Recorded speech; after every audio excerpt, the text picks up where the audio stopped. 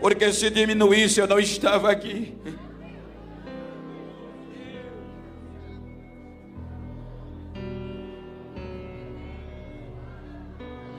Porque quantas vezes os meus tímpanos não ouviram que eu jamais pregaria no sul, porque eu sou preto. Hoje todos os dias eu recebo o convite do sul.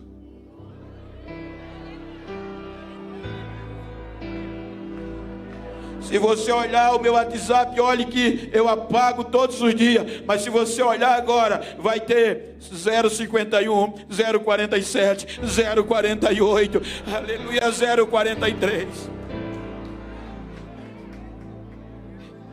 Quanto mais humilhava, o projeto crescia.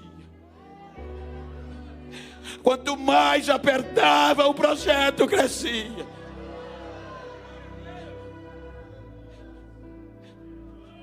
Aí agora só tem uma alternativa: eliminá-lo.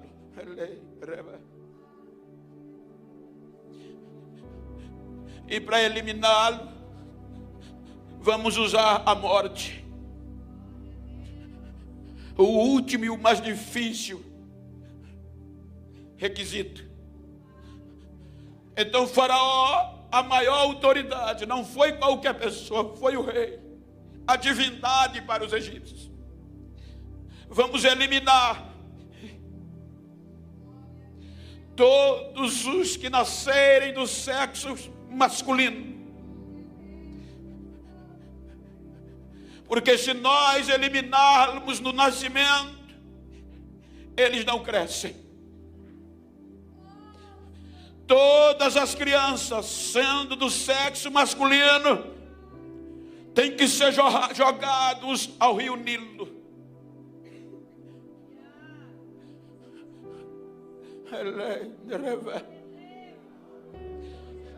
Vamos eliminar a nova geração. Vamos eliminar a geração futura. Porque se nós eliminarmos uma geração que vem, o projeto enfraquece e desaparece. Então, dentro do contexto, a Bíblia não fala, mas obviamente na razão humana, literária, dá para entender que muitas crianças foram jogadas no rio Nilo.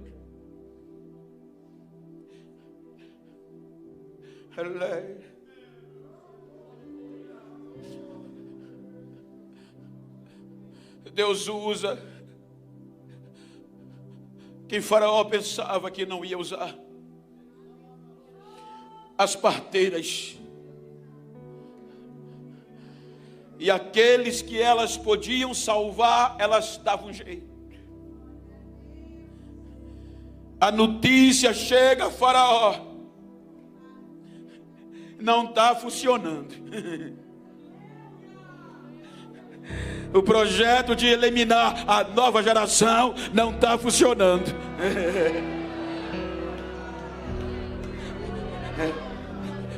Quem faz parte da nova geração, diga: todo projeto para nos eliminar não vai funcionar, porque nós somos projeto de cima do alto de Deus. O que é que está acontecendo? Continua aumentando, o censo está maior. Do quanto foi determinado para eliminar, o número está crescendo. Só tem o que? Culpabilidade. As parteiras, chama. E não foi um interrogatório qualquer, foi diante da maior autoridade egípcia. Porventura vocês me desobedecem? Gente, isso era morte imediata. Vocês não estão obedecendo a ordem que eu dei de eliminar todos os jovens, crianças, melhor, do sexo masculino, jogá-la no Nilo. As pastoras dizem: senhor rei, majestade, a gente faz o que pode. Mas as mulheres hebreias são mais fortes que as egípcias. Quando a gente chega, a criança já tem nascido.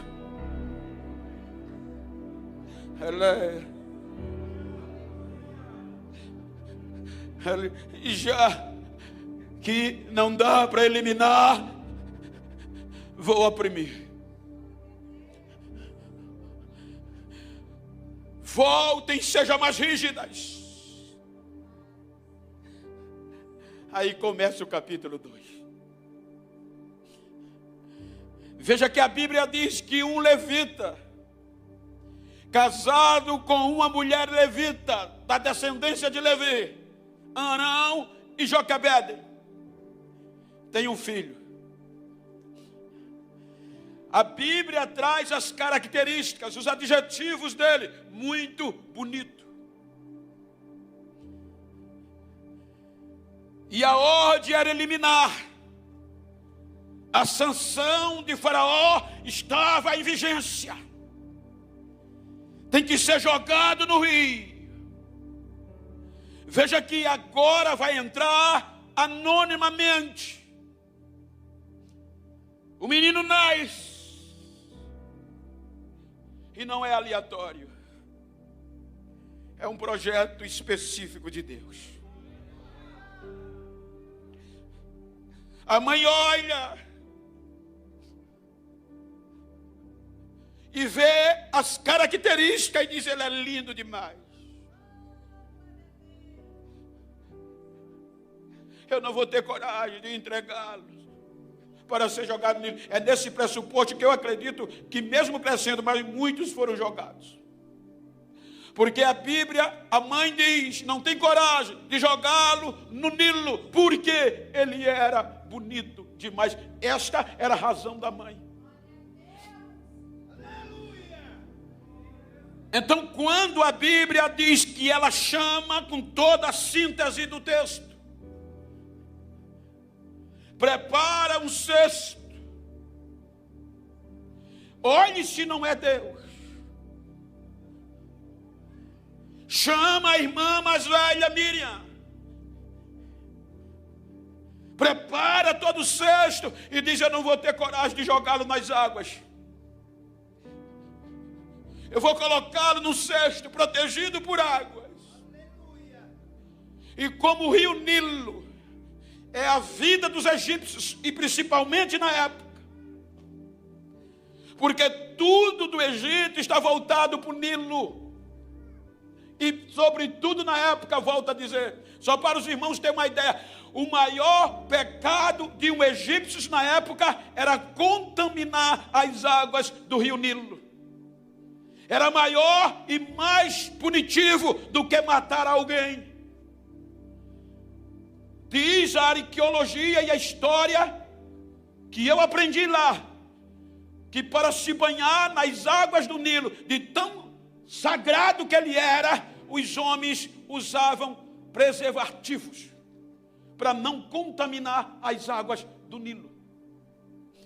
Então, como a geração dos hebreus em vigência no texto, nasceu no Egito, cresceu no Egito, desenvolveu no Egito, a cultura egípcia estava impregnada dentro deles, e eles conheciam pormenor por pormenor, porque até aqui eles não tinham relacionamento íntimo com o Deus de Abraão, eles não viam face a face.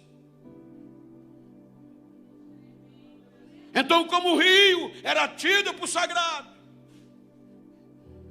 ela prepara a única fonte de vida no termo água. Porque a ordem de jogar no Nilo era um tipo de sacrifício. Aí ela pega o menino, sem nome. A Bíblia chama de bebê. Veja que ele entra como anônimo. Ela pega o bebê, nas versões mais tradicionais, como contemporânea, coloca no cesto e joga no rio. Eu tive o prazer de, por 2 vezes, jantar nas águas do rio Nilo. é excepcional, é emocionante. De aparentemente você chegar no lugar que o cesto foi jogado. Então imagina se não é um projeto de Deus.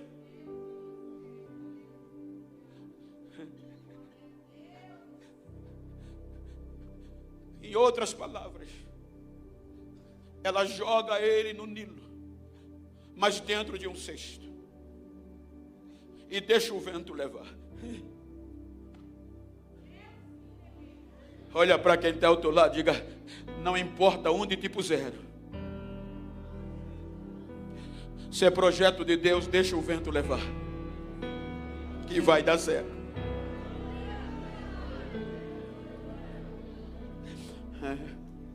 Porque eu volto a dizer,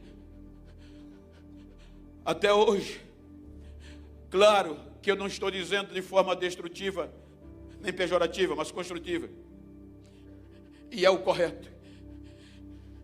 Quando Deus me fez promessa, ainda era na época dos cartões telefônicos, e muitas pessoas, quando me ouviam pregar, diziam: Bento, o Brasil tem que te conhecer. Tu tem telefone? Tenho. Tem cartão? Tenho não. Tinha empresários que mandavam 1.000 cartões telefônicos, 2.000 para mim, e eu nunca consegui usá-los.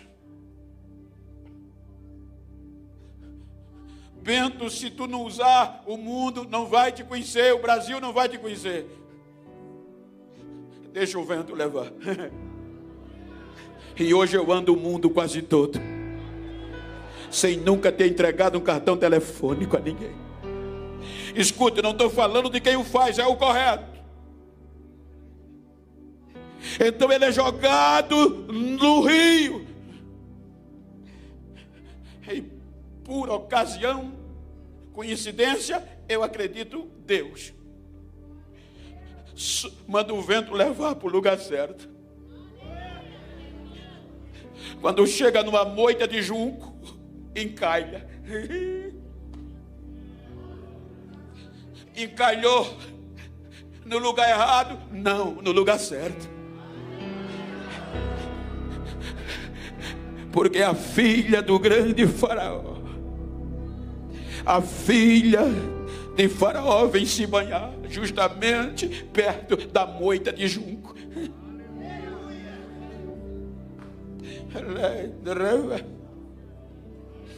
As suas servas começam a caminhar na beira do Nilo, justamente perto do junco. E houve um choro.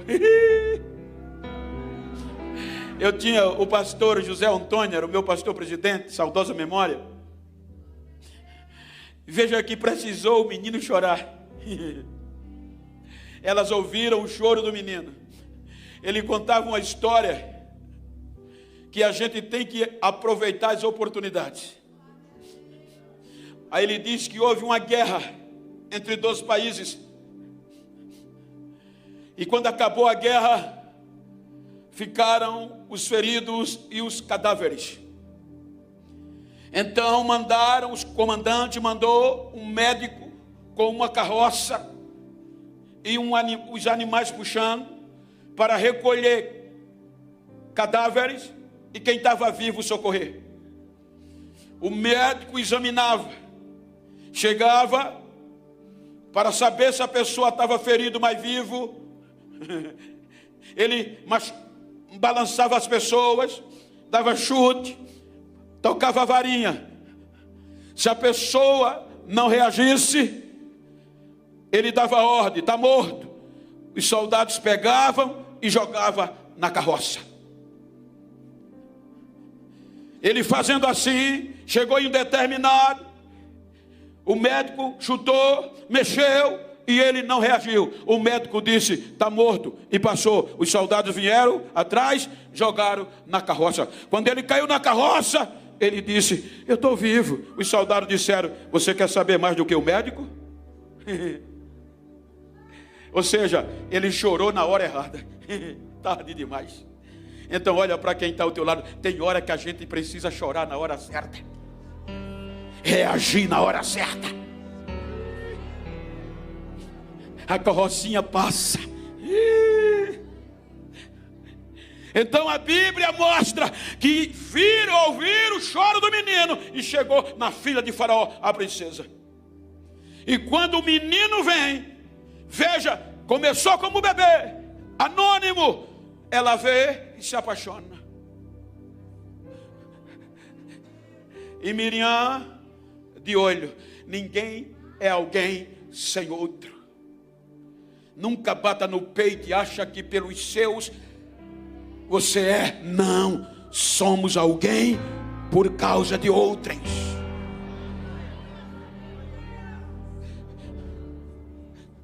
Miriam de olho no cesto. Quando a princesa viu, se admirou.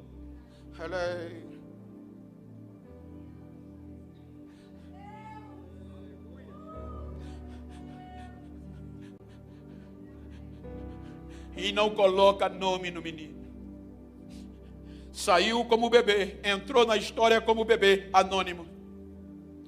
Aí Miriam se aproxima, porque a rainha diz: esse menino é israelita, esse menino é hebreu.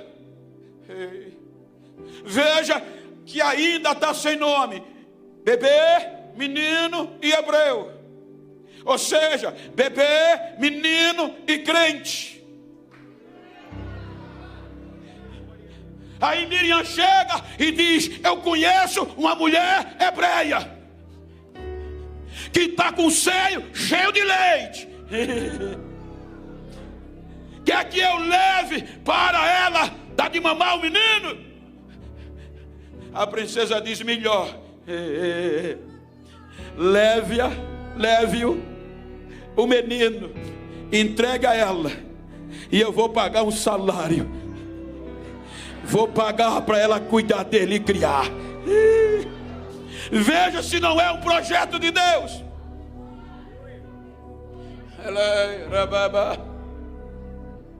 Veja o texto que nós lemos.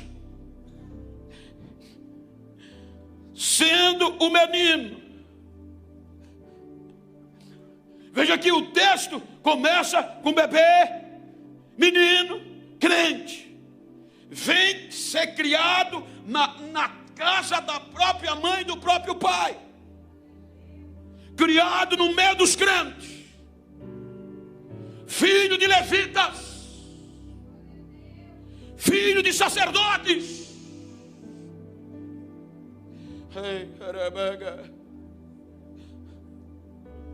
Aí o texto diz que ele vai se desenvolver em meio aos seus irmãos hebreus.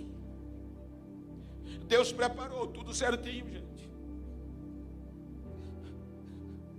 Aí o texto diz: sendo o menino já grande. Ou seja, vamos partir do pressuposto: adolescente. Sendo o menino já grande. A filha de Faraó não esqueceu. E agora Joquebede vai ter que entregar a ela. Veja como o projeto de Deus é certinho, gente. Moisés só vai ter nome agora. Até aqui ele é anônimo. Bebê, menino e hebreu. Quando Joquebede devolve a filha de Faraó, chega lá, ela recebe e vai dar um nome a ele. Quem dá o nome que nós conhecemos não é Joquebede, é a filha de Faraó. Ela diz: Moisés vai ser o nome dele, porque das águas o tirei. Veja que ela lembra de quando bebê. E agora ela recebe como seu próprio filho. E é ela que dá nome a Moisés. E na cultura o nome queria dizer muitas coisas. Veja que o próprio Deus vai reconhecer o nome que ela colocou no menino. Ela coloca o nome no menino. E o menino vai se formar. O menino vai crescer para suceder o avô na ótica da paternidade adotiva. Moisés, já grande, vai ter acesso às melhores faculdades. Eu não estou falando por história, eu estou falando de faculdades porque eu estudei lá este contexto. Os historiadores egípcios dizem que Moisés, já grande, foi colocado nas melhores faculdades do Egito, em Mênfis, Heliópolis. As melhores faculdades do Egito estavam lá. Diz os historiadores egípcios que ele era tão protegido,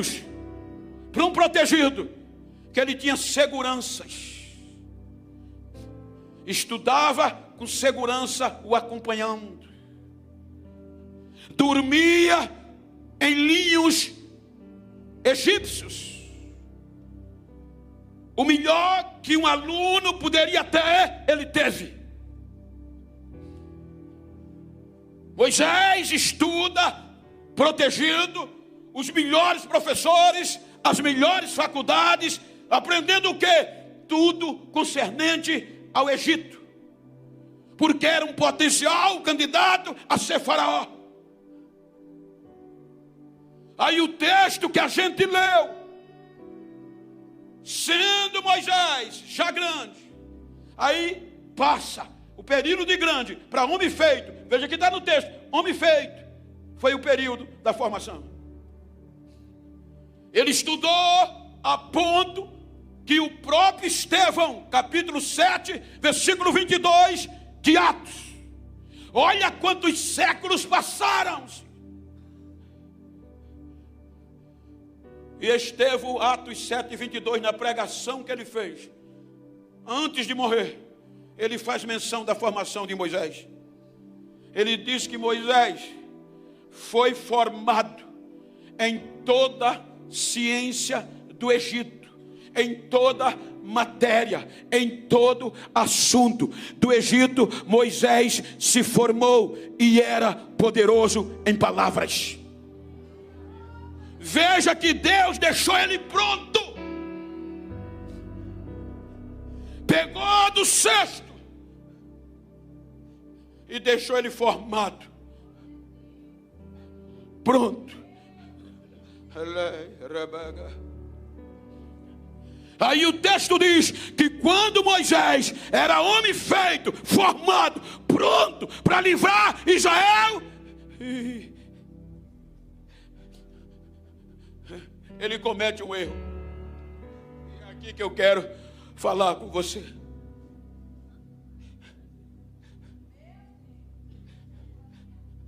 O projeto era para ser perfeito.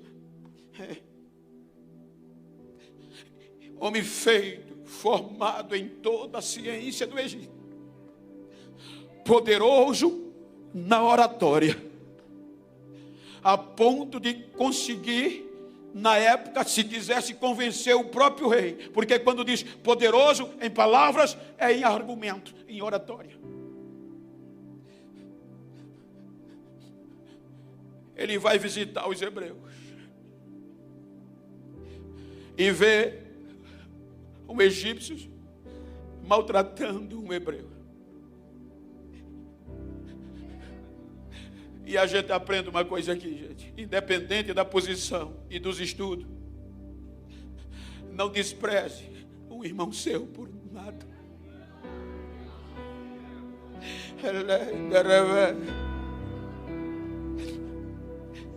Veja que quando ele se tornou homem grande e formado, ele foi visitar os irmãos e viu um egípcio maltratando um hebreu. E qual era o problema de Moisés? Impossível, pavio curto. Esse era o erro dele. formado, homem feito, mas era impossível. Era o pavio curto, não tinha paciência. Quando ele viu aquilo, ele se agitou e matou o egípcio e escondeu na areia. E era um dos maiores crimes do Egito, esconder um corpo na areia, porque para os egípcios, todos os egípcios tinham direito a ser embalsamados. Veja que o erro de Moisés foi a impulsividade.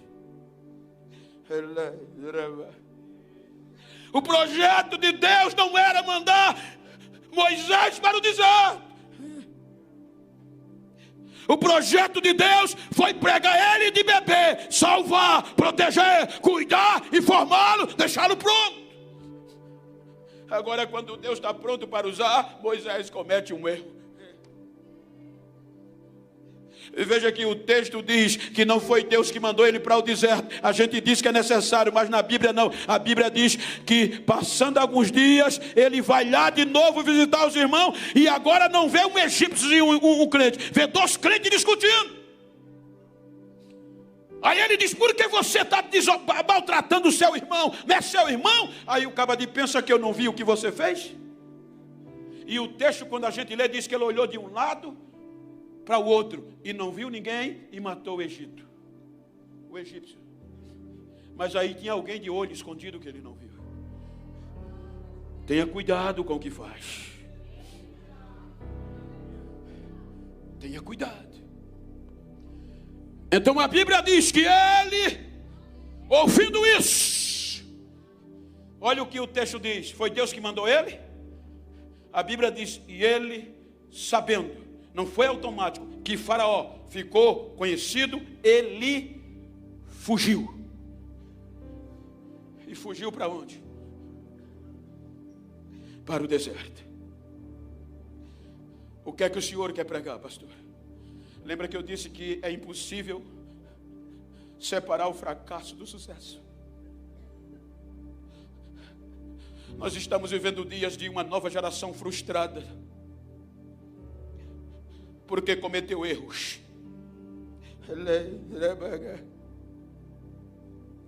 Eu vim aqui nesta manhã te dizer que os teus erros não são maiores que os projetos de Deus.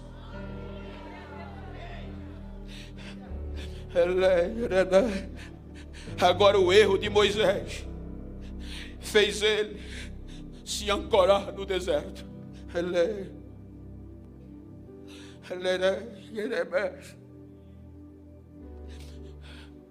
Foi o erro dele. O texto diz que Moisés fugiu. O texto é bem categórico. Ele fugiu por conta do seu erro de impulsividade.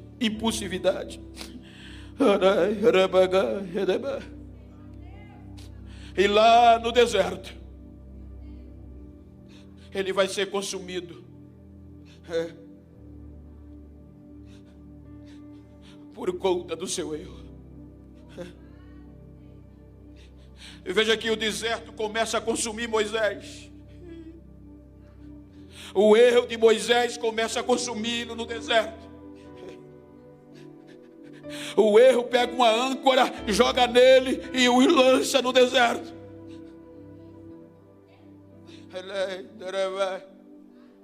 A ponto que a Bíblia diz que ele se conformou e disse: daqui eu não saio.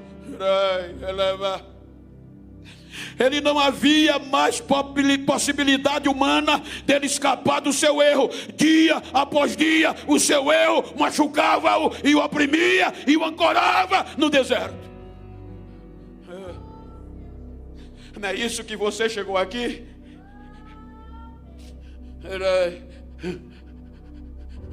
Tem muita gente frustrada por conta de erros.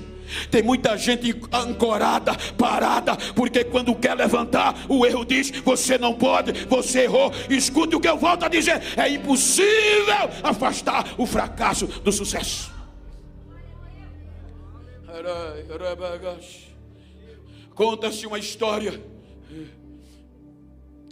que um diretor de uma grande empresa, banco, aquele diretor ficou velho, chamou um dos vice-diretores e disse: eu vou me aposentar e eu escolhi você para ser o meu sucessor. O jovem ficou pasmo, perplexo. Depois de um tempo se refez e perguntou e falou com ousadia ao diretor: eu sempre fui seu admirador pelo seu desenvolvimento na frente desta empresa. Aí ele perguntou ao velho: qual é o segredo do sucesso? Aí o diretor disse: tomar decisões certas, acertadas. Eu alcancei o sucesso porque tomei algumas decisões acertadas. Aí ele repete a pergunta e diz: e como o Senhor aprendeu a tomar atitudes certas, decisões acertadas? O velho diretor baixou a cabeça e disse: eu aprendi tomando algumas erradas. Ele aprendeu a tomar decisões certas, tomando algumas erradas. É impossível separar o erro do sucesso, o fracasso do sucesso. O seu erro não é para deixar você ancorado, parado. Todos os grandes homens de sucesso aprenderam lições com o erro. Eu não vim aqui fazer apologia ao erro, não. Eu vim aqui dizer que você é ser humano, o erro faz parte do sucesso. Você tem que aprender lições com o erro. Sem o erro é impossível acertar. Ele cometeu um erro. Veja que na história dele foi o primeiro erro aqui, por conta do pavio curto, de não se controlar. Com todo o conhecimento acadêmico, com toda a estrutura real, ele não comportou-se em um momento a impulsividade. Aí agora o seu erro o leva para o deserto, e Deus diz: agora eu vou deixar ele passar um tempo lá para ver se ele aprende. Aí agora Deus vai usar o erro de Moisés para ensinar uma lição a ele. Ele se conforma no deserto,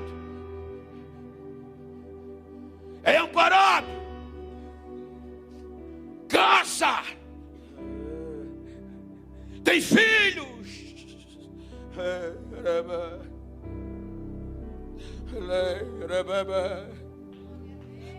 Olhe, casa com uma não crente, com uma não hebreia, tem filhos, se acostumou, se ancorou, por causa de um erro.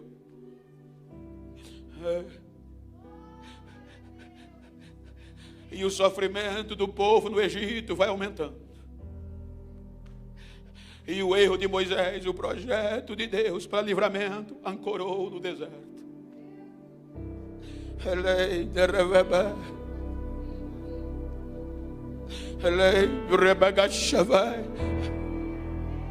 Olha para quem está ao teu lado, diga: não deixa que o teu erro te ancore.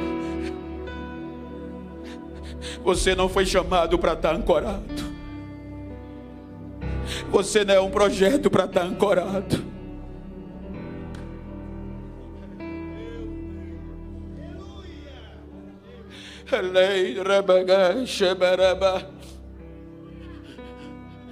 A Bíblia diz que o sofrimento do povo vai aumentando. E o povo no Egito não aguenta e clama a Deus liberdade. Aí a Bíblia diz que Deus ouviu o clamor do povo. E pensa que Deus foi procurar outro.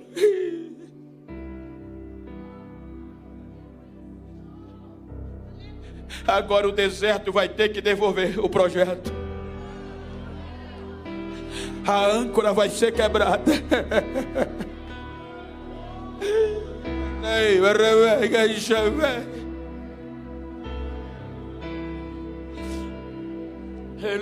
A âncora vai ser quebrada. E não é, Deus não manda um anjo. Deus manda um anjo como recepcionista, como chefe de gabinete. Está ele ancorado no deserto, cuidando de ovelha. O projeto não era para cuidar de ovelha, era para libertar o povo do Egito para a terra prometida. Você está entendendo a mensagem? Não deixe os teus erros te ancorar.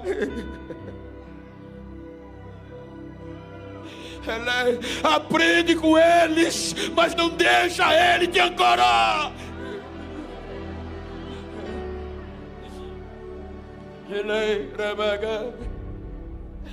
Aí Deus manda o anjo. E o que é que o anjo faz? Ele vai mapear. Já sabia com esse erro, mas o anjo sabia onde Moisés passava com as ovelhas, onde ele voltava, cabisbaixo, o erro consumindo. Aí a Bíblia diz que certo dia ele vem, e o que é que o anjo faz? Toca fogo numa sarça. Deus diz: vai lá e toca fogo na sarça. Eu fiz Israel, Egito, Egito, Israel. São poucas árvores que você vê no deserto. A acácia e a sarça são comuns. Aí quando ele olha, ele vê a sarça pegando fogo. É comum por conta da quintura. Mas o problema era que o fogo não consumia a sarça. É incomum, não é normal. Uma sarça, uma pé de árvore pega fogo e o fogo não consumi-la. Aí ele vai se aproximar.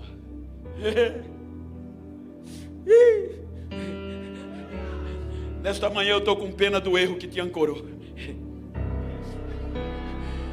Quando ele vai se aproximando, o anjo sai da frente e o próprio Deus vem. E agora ele não chama menino, ele não chama bebê, ele não chama crente, ele chama pelo nome: Moisés, Moisés, Moisés. Tira a sandália dos teus pés. Aonde você está é lugar santo.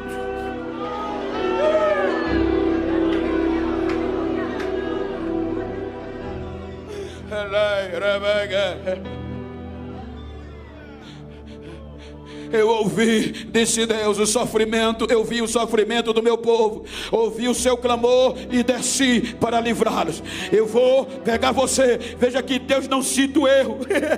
A gente é que se deixa o erro dominar a gente. Deus não cita o erro. Diz: eu vou enviar você a Faraó. Ou seja, eu te chamei no começo para isso. Ele não cita o erro, ele não cita a falha. Ele diz: eu vou te enviar. Eu acredito em você e você vai livrar o povo. Ele estava tão ancorado que ele resiste. Senhor, quem sou eu? Quem sou eu? Nem falar eu sei. O homem que era poderoso em palavra, o erro tirou tudo dele. Nem falar eu sei.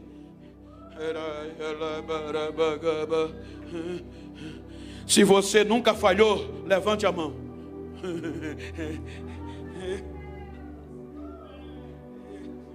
Mas se você deixou o erro te ancorar, esta manhã, esta palavra é para te dizer que o deserto vai ter que devolver os projetos de Deus. Vai ter que a corrente ser quebrada e te libertar.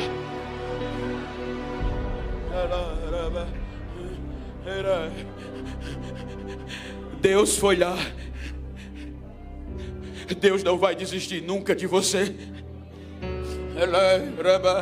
O erro não é para te ancorar. Os erros existem para você aprender com eles. Observe que a Bíblia diz: Moisés cometeu erro, Elias cometeu erro, sujeitos à mesma paixão que nós. Davi cometeu erro. Veja que todos cometeram erro. Os heróis do capítulo 11, a carta aos Hebreus, todos cometeram o erro, e Deus colocou eles lá, heróis da fé. Ou seja, o erro não vai te parar.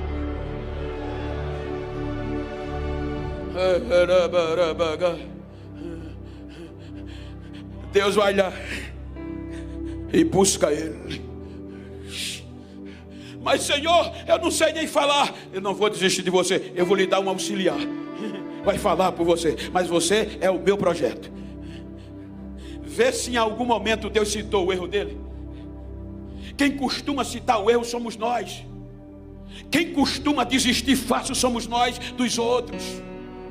Quem costuma esquecer a história que você tem e apontar o erro somos nós. Mas Deus não.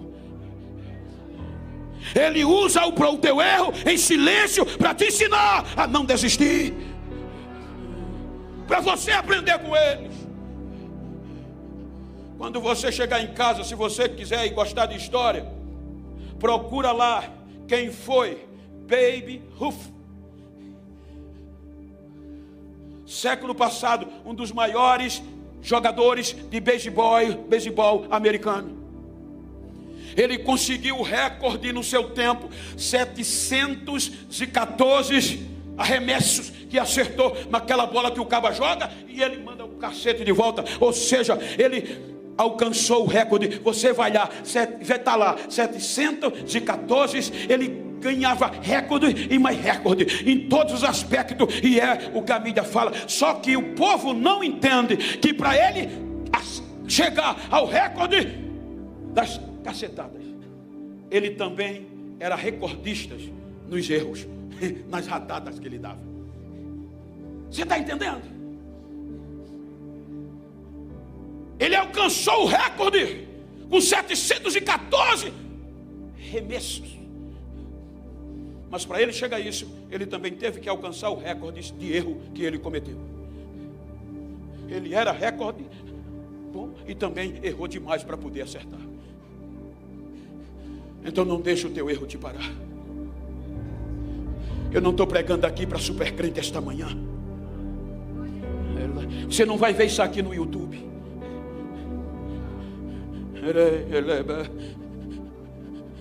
Quando eu falei com ele, essa mensagem veio no meu coração.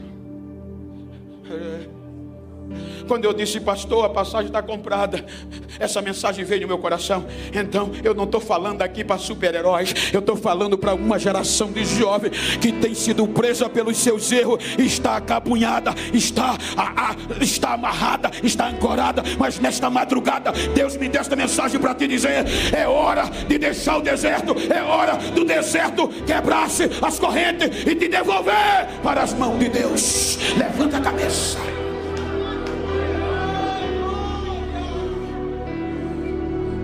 Fique de pé, por favor.